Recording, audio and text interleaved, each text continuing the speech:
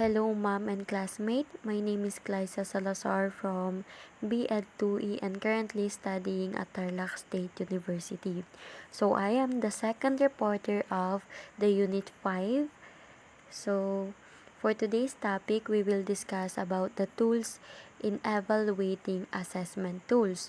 So, let's start. Last time, we talked about the different kinds of assessment tools, and we conclude that assessment should contribute to students' learning by requiring them to explain, apply, analyze, synthesize, and be creative with new knowledge. In addition, assessment requires teachers to give feedback that helps students continue to fine-tune, deepen, and broaden their understandings and their skills.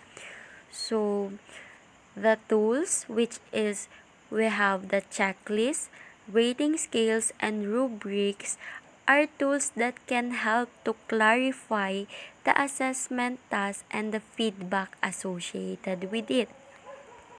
So, a checklist, rating scales, and rubrics are tools that state specific criteria and allow teachers and students to gather information and to make judgments about what students know and can do in relation to the outcomes.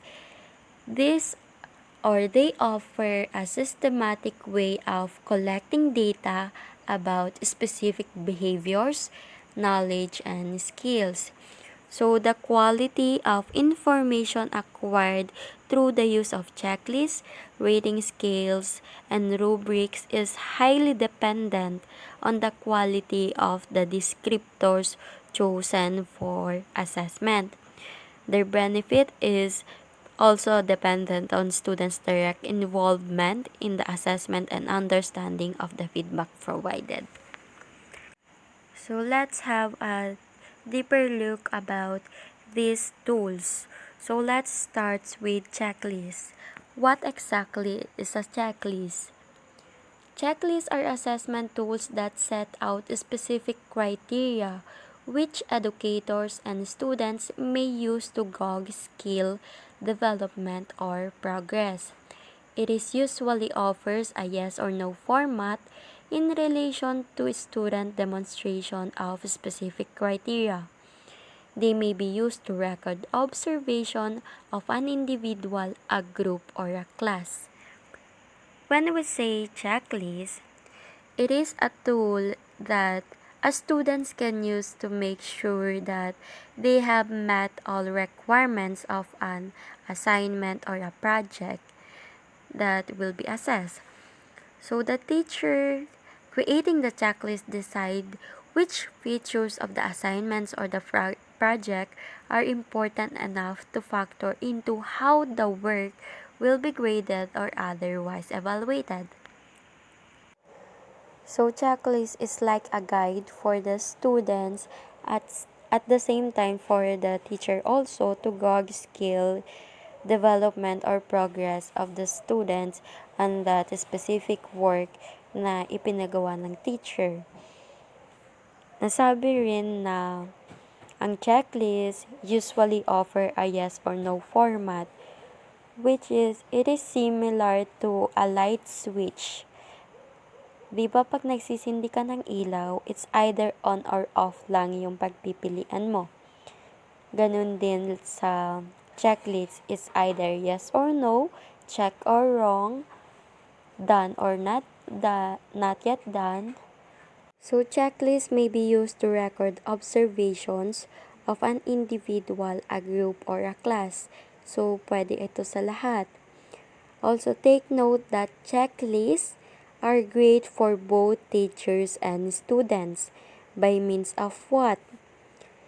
They help students keep track of each element of a project or an assignment or a work.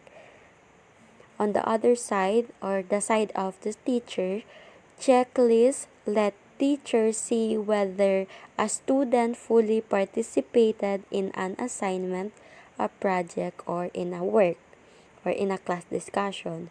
So, Checklists are useful in all subject areas because they are versatile and easy to understand. As long as each part of an assignment is present, the students receive full credit. So, an example of a science project checklist includes a column for students to check their work before turning it in. So, let's take a look at this example. So, here is an example. So, the first criteria on this project is it includes a cover page with name and project title. For example, ako yung estudyante. Kung gumagawa ako ng project na ito at meron na akong cover page with name and project title, then I will check the second column, which is the self-check. And kung wala pa ako nung second criteria, which is provides research notes from different sites, then I will leave it blank or lalagyan ko ng wrong para alam ko kung ano pa yung kulang ko or hindi ko pa nagagawa bago ko ipasa. And syempre, it will be organized kasi alam ko kung saan ako. Alam ko yung ano yung kulang ko, ano yung gagawin ko, ano yung uunahin ko. Like that. So, it track of each element of a project or an assignments. And ganun din sa teacher. Kung i-check ng teacher kung meron na yung estudyante or nagawa na ng estudyante yung mga isinet niyang criteria on that particular project, which is the science project. With this, checklists are handy to use and easy to grade. And take note that it measures participation and completion of a project rather than a skills achieved. That is a checklist. So next tool is the rating scale. A rating scale is a tool used for assessing the performance of a task, skill level, procedure, processes, qualities, quantities, or end of products. A rating scale is a type of multiple choice question, and it allows survey respondents to assign a value to a product or a service. A rating scale states the criteria and provide 3 or 4 responses selection to describe the quality or frequency of student work. They allow teachers to indicate the degree or frequency of the behaviors, skills, and strategies displayed by the learners. So, yung rating scale is a tool that used for assessing the performance of a task or the skill levels, which is nire-rate niya or ginigradean niya yung nagawa ng bata. Like, for example, in the reports, drawings, computer programs, during their class discussion, and many more na ginagawa sa classroom. Then, these are judged at a defined level within a stated range. Rating scales are similar to checklists except that they indicate the degree of accomplishment rather than just yes or no. So, napag-usapan natin kanina that checklist is like a light switch analogy, which is it's either on or off lang yung pinagpipilian or yes or no, or done or not done, ganon. In this rating scale, it is a dimmer switch that provides for a range of performance level. Paano yon? So, for instance, gamitin natin yung science project checklist kanina, which is the first criteria there is it should include front page or cover page with name and the title. So, may dalawang bata, parehas silang may front page. Yung isa, plain text, black and white. Yung isa, ma-design or creative. With that, rating scale allow teachers to indicate the degree or frequency of the skills and strategies displayed by the learners. So, kung yung isa creative and yung isa plain text lang, i-rate mo yon using the rating scale. Simply to say, checklist observes whether the criteria is met or not, usually by means of yes or no or wrong or check. While in the rating scale, a number is often given to ascertain the level to which the students has achieved the aim of the activity. Rating scale state the criteria and provide 3 or 4 response selection to describe the quality or frequencies of student work. So here is an example of a rating scale used for student self-assessment. Rating scale lists performance statement in one column and the range of accomplishment in descriptive words, with or without numbers in other columns. These other columns form the scale and can indicate a range of achievements such as from poor to excellent, never to always, beginning to exemplary, or strongly disagree to strongly agree. So for instance, I am the student and I was assigned or I was tasked to do or to solve a math problems, and on the first column is the skills or the criteria that I need to do or to fulfill, and on the top is the descriptive words that describe the quality or frequency of my work. So the first criteria here is wrote the information into a correct equation. Kung halos lahat is nagawa ko yun, I will check the most problem. Kung lahat naman, I will check the all problems. If I identify all the unknown in the problem, then I will check the all problems. Kung hindi ko naman lahat nagawa is I will check the some problems kung iilan lang. If halos na-convert ko naman yung Celsius temperature to Kelvin, then I will check the most problems. And kung wala naman akong na-convert, then I will check the none of the problems. So, dito, i-rate mo yung sarili mo kung hanggang saan yung nagawa mo. So, kung sa teacher naman, they will use rating scale to give an ascertain level to which the student has achieved the aim of that activity.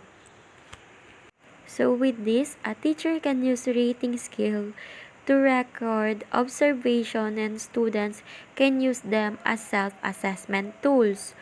Teaching students to use descriptive words such as always, usually, sometimes, and never helps them pinpoint specific strengths and needs.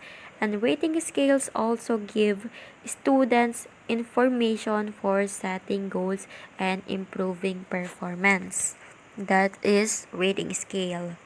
So this is just added value to increase the assessment value of a checklist or rating scale by adding 2 or 3 additional steps that give students an opportunity to identify skills they would like to improve or the skill they feel is most important. So for example is number 1, put a star beside the skill you think is the most important for encouraging students or others. Number 2 is circle the skill you would most like to improve. And number 3, underline the skill that is the most challenging for you. So this is the added value for checklist and rating scale. So let's move on to the 3 types of rating scale. So number 1 is the numerical rating scale. Under this is the Likert scale. Number 2 is graphic rating scale. Number 3 is descriptive rating scale. So what exactly is a numerical rating scale? A numeric rating scale is a type of rating scale that requires the respondents to provide his or her feedback in terms of numerical values. So, to indicate the degree to which a characteristic is present, rater checks or encircle the number. So, here is an example. Directions indicate the degree to which these students contribute to class discussion by encircling the appropriate number.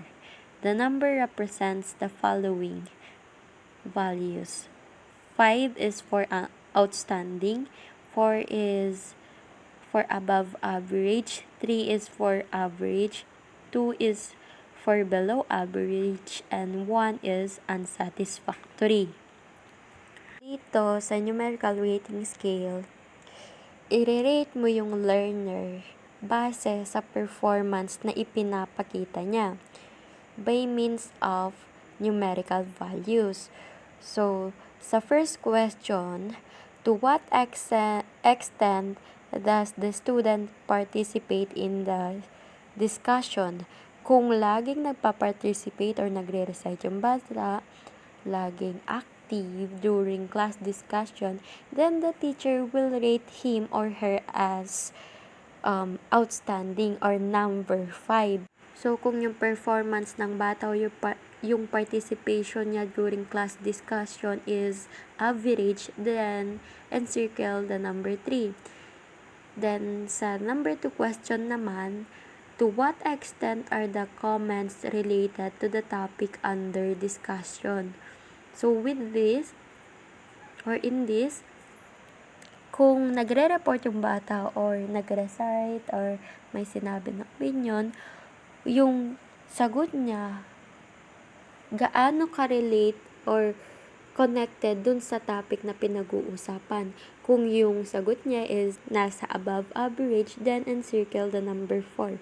Kung outstanding yung sagot niya, then encircle the number 5. Encircle the number that pertains sa performance na ipinakita ng bata during class discussion. So, in numerical rating scale, nire-rate mo yung learner based sa performance na ipinapakita nila by means of numerical values. Next type of rating scale is Likert scale. A Likert scale is a type of rating scale that allows survey respondents to indicate how much they agree or disagree with an assertion or a statement. It is an ordered scale from which respondents choose one option that best aligns with their view. It is often used to measure respondents' attitude by asking the extent to which they agree or disagree with a particular question or a statement. So here is an example of a Likert scale. So the first column is the statement about the attitude of the students. Then the first row is the descriptive words that describe the quality or frequency of a student attitude. So, the first statement said that I will get a higher grade working in a group than working individual. The answer here is based on the attitude of the students, kung ano yung mas prefer nila, kung mas natututo ba sila by group or individual, then they will choose on the descriptive words na provide. So, if they are disagree, then check the disagree. Second is everyone in the group will have an equal opportunity to participate. Number 3, the grade that I will receive will be a fair reflection of how much work I did. So, kung agree siya doon, sa statement na yon, i-check niya yung agree. Kung hindi naman, i-check niya yung disagree. Or kung neutral siya, i-check niya yung neutral. Next is, it is fair that everyone in the group will receive the same grade. So, yung makukuhang information ng teacher dito is nakabase sa preference ng bata or attitude niya based sa mga statement na provide ng teacher if he or she agree or disagree on that statement. The next type of rating scale is the graphic rating scale. So what makes it different? The distinguishing feature of the graphic rating scale is that each characteristic is followed by a horizontal line, and the rating scale is made by placing a check or a wrong on the line. Here is an example. Direction. Indicate the degree to which this pupil contribute to class discussion by placing an X on the line anywhere along the line under each item. So yung example natin dito sa graphic rating scale is katulad lang din siya dun sa example natin sa numerical rating scale. Kaso nga lang, ang pagkakaiba nila, ang graphic rating scale is it has a horizontal line and the X mark can place anywhere along the line under each item. And yung ginamit na descriptors dito is frequency or gaano kadalas nagpa-participate yung bata sa class discussion. Dun sa kanina kasi we are pertaining to level of performance ng bata during discussion dito. So, sa graphic rating scale, gumamit sila ng never, seldom, occasionally, frequently, and always. So, frequency yung ginamit and it has a horizontal line. And as you notice, sa number 2 or question 2, yung mark na X is nasa middle siya ng frequently and always. Dahil, and nasa direction na the X mark can place anywhere along the line under each item. So, hindi siya katulad nung numerical rating scale na pag biniligan mo yung number 3, eksakto na average, nasa average na talaga siya. But in this, it can be exact on the descriptor or in the middle of the two descriptors. But make sure that you leave or you give a feedback about the students' performance on class discussions or projects or works na ipinagawa mo so that the students will have the opportunity to identify the skills they would like to improve or the skills they feel is most important. Because this information can help students in setting goals and improving their performance. So the last type of rating scale is the descriptive rating scale.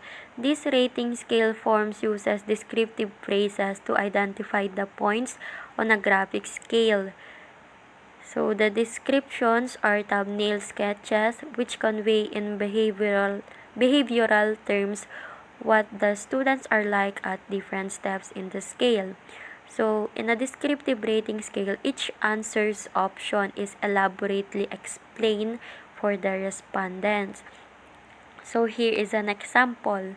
The direction is make your ratings on each of the following lines using 1 to 3 continuum. 3 being the highest. In the space provided, write your comments. So, kung mapapansin nyo dito, 3 lang yung descriptors, but they are more precise than the other descriptors na mga nauna nating na-discuss. So, yung kanina, seldom, always, frequently lang. Dito, never, participates, quiet, passive, participates as much as other group members, participate more than any other group. So, mas informative yung or descriptive yung descriptors na ginamit dito. In a rating scale, the descriptive word is more important than the related number. The more precise and descriptive the words for each scale, the more reliable the tool. Effective rating scale use descriptor which clearly understood measures such as frequency.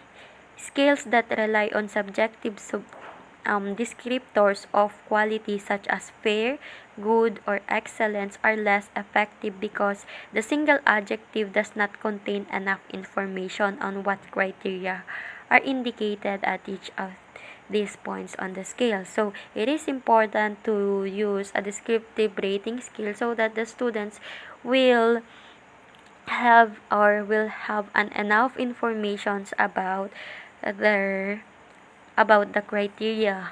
The last tool is what we call the rubric. A rubric is an assessment tool that clearly indicates achievements criteria across all the components of any kind of student work, from written to oral to visual. It can be used for marking assignments, class participations, or overall grades. A rubric is a performance-based assessment tool. Teachers use rubrics to gather data about their students' progress on a particular assignment or skill. Simple rubrics allow students to understand what is required in an assignment, how it will be graded, and how well they are progressing toward proficiency. Rubrics can both formative, ongoing, and summative as final assessment tools for evaluating written work, projects, oral presentations, or any other class assignments. So we have two types of rubrics, the holistic and analytical rubrics. Let's start with the holistic rubrics. Holistic rubrics group several different assessment criteria and classify them together under grade headings or achievement levels. A general rubric that lists a few levels of performance is a holistic rubric. These rubrics usually combine criteria for certain score into one level. Holistic rubrics includes more information than a checklist and make good formative assessment tools. A typical A to F grading system is one example of a holistic rubric in which many skills are combined for one score. Here is another example of a holistic rubric for an oral presentation in social studies.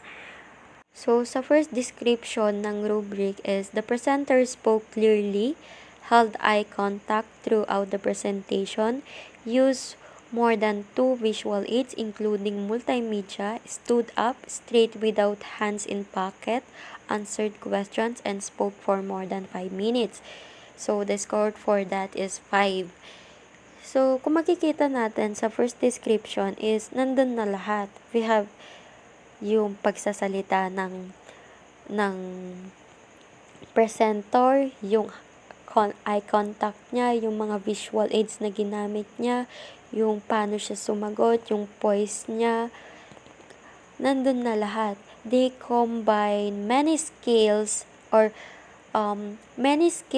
combined for one scores. So that is holistic rubrics. So as you can see on the last row of the holistic rubrics, it has a teacher's comments. So as I said a while ago, it is important to leave a feedback about your students' performance. So although holistic rubrics are more complex than checklists, they are not as helpful for assessing specific skills within a project. It's possible for students to score between two levels if they achieve some criteria but not others. So the second types of rubrics is the analytic rubrics. Analytic rubrics separate different assessment criteria and address them comprehensively. An analytic rubric assesses each aspect of an assignment. It awards a designated number of points to each part, which adds up to the student's final score. Projects with analytic rubrics take longer to grade, but they are informative to teachers as summative assessment tools. Analytic rubrics are useful in any subject in which the teacher needs to monitor discrete skills. Check out an example of analytic essay for a language arts literary essay. So as you can see, in a horizontal assessment rubric, the top axis includes values that can be expressed either numerically or letter grade, or a scale from exceptional to poor, or professional to amateur, and so on and so forth. Sa the side axis includes the assessment criteria for each component. So in this, the first criteria is comprehension of text, second is organization, third is formal voice, and fourth is sentence fluency and grammar. So mas madaming criteria and descriptions yung analytic rubrics kesa sa holistic rubrics, and analytic rubrics are an effective form of communication between teacher and students. Expectations are clear and the results are easy to understand. So let's compare the analytic and holistic. In analytic, each criterion is evaluated separately. Its advantages is, first is diagnostic. It gives diagnostic informations, gives formative feedback, links, instructions, adaptable, and ability to combine scores. Ang disadvantage naman nito is more time to evaluate when scoring multiple items dahil nga madami siyang criteria or description na ina-evaluate. Kaya the scoring is time consuming, while holistic is focused on all criterion evaluated simultaneously. Its advantages is scoring faster, good summative assessments. Its disadvantage is does not communicate what to improve, not good formative. So that is holistic and analytic rubric. So with this, analytic rubric is useful in providing feedback on areas of strength and weaknesses, and it take more time to develop than a holistic rubric. While holistic rubrics are best to use when there is no single correct answers or response, and the focus is on overall quality, proficiency, or understanding of a specific content or skills. Checklists, rating skills, and rubrics are tools that we use to evaluate assessment tools. They are important because they clarify for students the qualities their work should have. This point is often expressed in terms of students' understanding the learning target and criteria for success. For this reason, rubrics, reading scale, and checklists help teachers to teach. They help coordinate instruction and assessment, and they also help the students to learn or in their learning process, because learning increases when students are actively involved in the assessment process.